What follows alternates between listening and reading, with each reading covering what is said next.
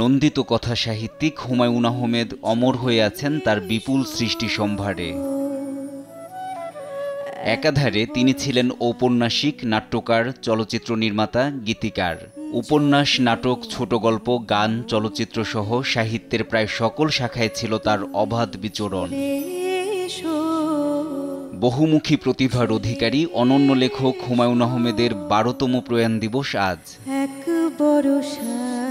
2012 সালের এ দিনে কোলন ক্যান্সারে আক্রান্ত হয়ে মাত্র 63 বছর বয়সে নিউ ইয়র্কের ভেলভিউ হাসপাতালে চিকিৎসাধীন অবস্থায় অনন্ত লোকে পাড়ি জমান বাংলা সাহিত্যের শক্তিমান এ লেখক। এ কলম জাদুকর তার প্রথম উপন্যাস নন্দিত নরকে থেকে শুরু করে শেষ উপন্যাস দেয়াল পর্যন্ত প্রায় 3 শতাধিক বইয়ে ছড়িয়েছেন অপার মুগ্ধতা। সৃষ্টি করেছেন মিসির আলী, হিমু, রূপা, শুভ্রর মতো পাঠকপ্রিয় বিচিত্র সব চরিত্র। শঙ্খনীল কারাগার, জ্যোৎস্না ও জননীর গল্প, মধ্যাহ্ন, মাতাল হাওয়া, বাদশাহী নামদার তার উল্লেখযোগ্য উপন্যাস। শুধু উপন্যাসই নয়, সাহিত্যের যে শাখায় হাত দিয়েছেন ফলিয়েছেন সোনা।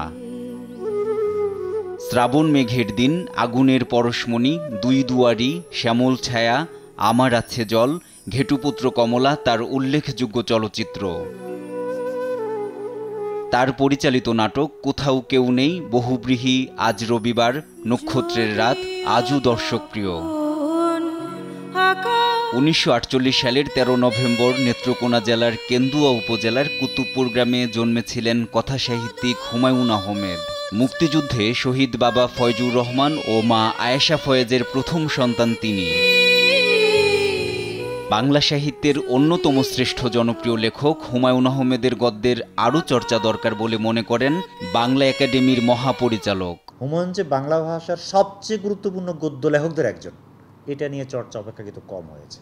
ফলে আমি মনে করি যে একাডেমিক্যালি এবং অন্যত্র হুমায়ূন চর্চার এই দিকটার দিকে অপেক্ষাকৃত বেশি মনোযোগ দেওয়া উচিত। প্রয়াণের এক যুগ পেরিয়ে গেলেও এখনও হুমায়ূন আহমেদ পাঠকপ্রিয়তার শীর্ষে। NI নাহিদ, দেশ টিভি, ঢাকা।